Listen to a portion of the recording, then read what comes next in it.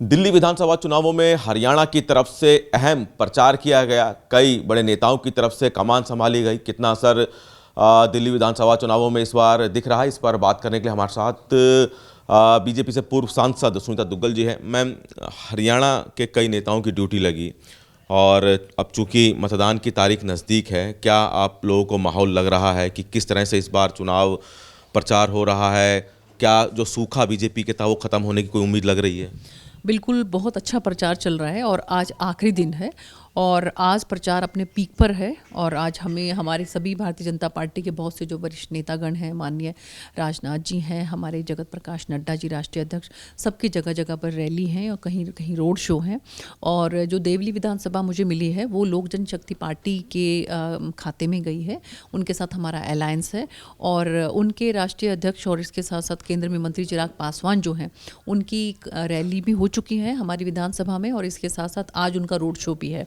तो मुझे पूरी उम्मीद है कि अब की बार जनता मन बना चुकी है, भारतीय जनता पार्टी की सरकार बनना सुनिश्चित है। देवली में आपकी जिम्मेदारी रही। देवली और उसके आसपास की विधानसभा सीटों की बात की जाए तो अब चूंकि वो दक्षिणी दिल्ली का एक हिस्सा है और उसके साथ फरीदाबाद जो कि हरियाणा से सटा हुआ है, क्या फरीदाबाद के लोगों की तरफ से या फिर कुछ हरियाणा की तरफ से कुछ प्रचार में जोर मिला और क्या लोग विश्वास करते हैं कि उनके नज़दीक फरीदाबाद में कुछ काम हो रहा है, उनके इलाके में काम नहीं हो रहा? बिल्कुल, हमारे कृष्णपाल गुर्जर जी जो मंत्री हैं वो दक्षिणी दिल्ली जो जिला है उसकी विधानसभाओं के वो प्रभारी हैं और आज भी सुबह 7 बजे जो है उन्होंने बैठक ली और जिसके अंदर सभी हमारे लोक जनशक्ति पार्टी के कार्यकर्ता और इसके साथ साथ भारतीय जनता पार्टी के सभी कार्यकर्ता वहाँ पर मौजूद रहे और सबको जो है अलग अलग जो जिम्मेवारियाँ हैं वो भी उन्होंने फिर से आवंटित की और उनको कहा कि सुचारू रूप से जो है प्रचार को चलाया जाए। देखिए, जिस तरह जनता जो है यहाँ से आजिज़ आ चुकी है, जो आपदा है हमारी आम आदमी पार्टी है, उन्होंने जिस तरीके से 10 सालों के अंदर लोगों को यहाँ पर मरगराने का और झूठ बोल बोल कर राजनीति करने का जो काम किया है, उसका ताज़ा तरीन उदाहरण आप लोगों ने देखा होगा कि यमुना नदी के बारे में जिस तरह से उन्होंने कहा। हमारे माननीय मुख्यमंत्री नायब सिंह सैनी जी को स्वयं जाकर सोनीपत के पल्ला गांव में जो है वो जल ग्रहण करना पड़ा यमुना का और वहाँ पर उनको बताना पड़ा कि हरियाणा में जो है वो जल बिल्कुल साफ़ सुथरा है, आपके दिल्ली में आकर ही जो है इसमें जो खराबी होती है, जो आपने वादा किया था यमुना को बिल्कुल साफ़ करने का, क्या हुआ तेरा वादा। तो मुझे लगता है कि ये सब बातों को ध्यान में रखते हुए अब की बार जो है दिल्ली की जनता मन बना चुकी है और भारतीय जनता पार्टी की सरकार यहाँ पर बनेगी। एक आखिरी सवाल कि मैम, इस चुनाव प्रचार में, दिल्ली विधानसभा चुनाव प्रचार में कई आरोप प्रत्यारोप देखने को मिले। गाड़ियों में पैसा मिलने की बात की गई, शराब बांटने की बात की गई। चुनाव आयोग पर भी आम आदमी पार्टी की तरफ से सवाल खड़े किए गए कि निष्पक्ष चुनाव हो, ऐसा सुनिश्चित करे चुनाव आयोग।